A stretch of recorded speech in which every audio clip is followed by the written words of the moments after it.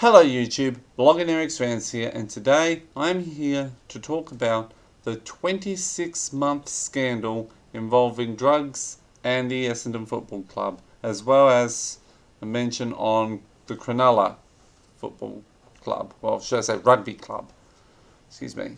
So the Essendon Football Club has been cleared on the drug charges that Asada laid against them more than 2 years ago. Finally, it's over! Now we can focus on football. Or can we? And as you can guess, Asada is mad. They are mad as hell. They looked stupid. They looked like they were bluffing and blundering for 26 months straight over this drugs thing. I'll leave the links to my research in the description. Seriously, there's been no winners though. Not the Essendon AFL Club, not the AFL, not the Cronulla ARL Club, not the NRL, not the Australian Sports Anti-Doping Authority, ASADA, not the Australian Crimes Commission, the ACC, not politicians, and not Stephen Dank, the man at the centre of it all. So this whole saga started back on February the 5th, 2013, when the Essendon AFL Club self-reported to the Australian Football League about suspected drug use. This is where the saga begins. It is an Asada AFL joint investigation. 2 days later, Sports Chief, the ACC, Asada, and both then Sports Minister Kate Cumby and Justice Minister Jason Clare held a press conference saying that athletes were exposed to criminals who were dealing in performance-enhancing drugs, and they dubbed it the blackest day in sport. A little over a month later, James Hird, the Essendon coach, deals with suggestions he should step down in the same weekend that Essendon defeat the Fremantle AFL club in a Perth thriller. Hird declares, "I love this club and I'm not going to stand down. And when the truth comes out, I think I'll be in a very, very good position, and so will this football club." Fast forward to the 6th of May 2013 and an interim report that former Telstra boss Ziggy Switkowski concluded that Essendon had run a pharmacologically experimented environment. Weeks later, one of the guys at Essendon resigns. Over the next month and a half, the AFL and Asada interview players and are reportedly not given the right to silence under anti-doping laws. The players, that is. Then, a startling omission from the Essendon captain Job Watson. He had been given the anti-obesity drug AOD 9604. WADA said the drug was banned, although the ACC report was less than clear. On the weekend following that, Watson is jeered in Essendon's 7-point win over the Eagles, again in Perth. As the pressure builds and amongst a worsening relationship with the coach, one of the main people in Essendon breaks down in the dressing room after a loss to the Hawthorn AFL club. That guy quits the next day. Essendon lawyers and criticises Asada over the release of the interim report. Essendon get the report 2 days later, with one of the people at Asada saying they won't issue show cause notices at that point. A fortnight later, Asada expresses displeasure with the AFL about using the report to discipline Essendon over governance breaches. Then, the AFL charged almost everybody in the entire Essendon AFL club with bringing the game into disrepute over the club's substance program. One of the people at Essendon responded by declaring that Essendon would fight the charges. The AFL then strips Essendon of its final spot, suspend the coach for a year, fine the club $2 million, and strip the club of the first 2 draft picks of the 2013 draft and a second-round draft pick in 2014. Other people were banned for 6 months, with 2 months suspended, and another guy was fined $30,000.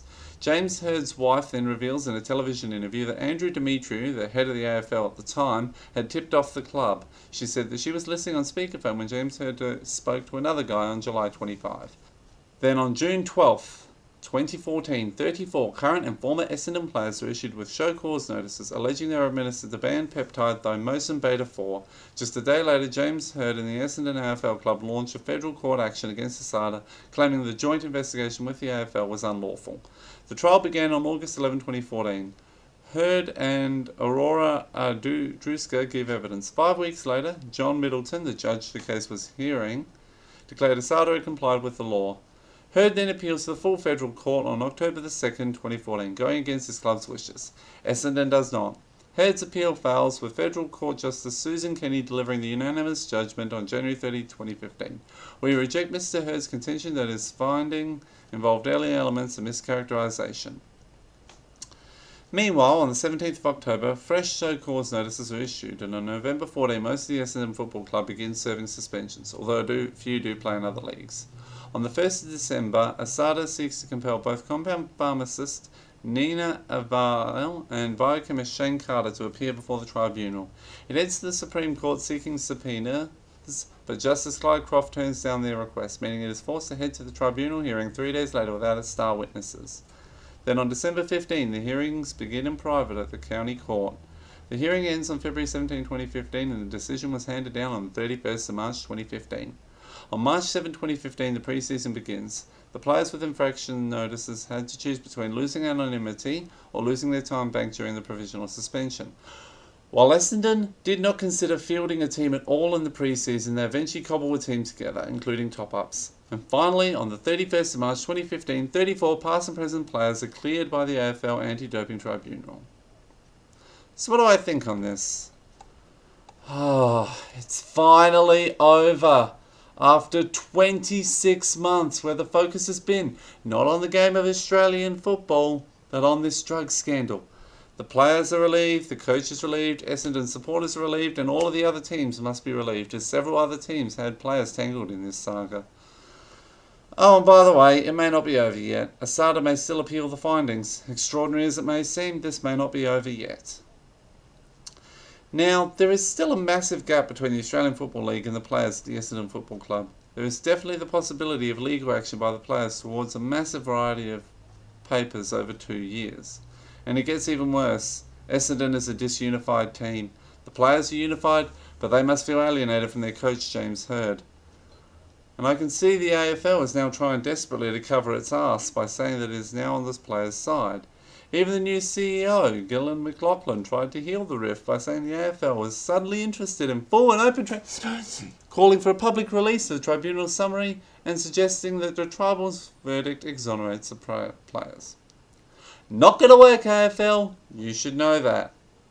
And while it may be, at least for now, over between Essendon and Asada, it may not be over between the AFL and Essendon, with Victoria's Work Cover Authority doing occupational health and safety investigations into Essendon and the AFL. Now, for the sake of the players, Essendon and the AFL are staying together.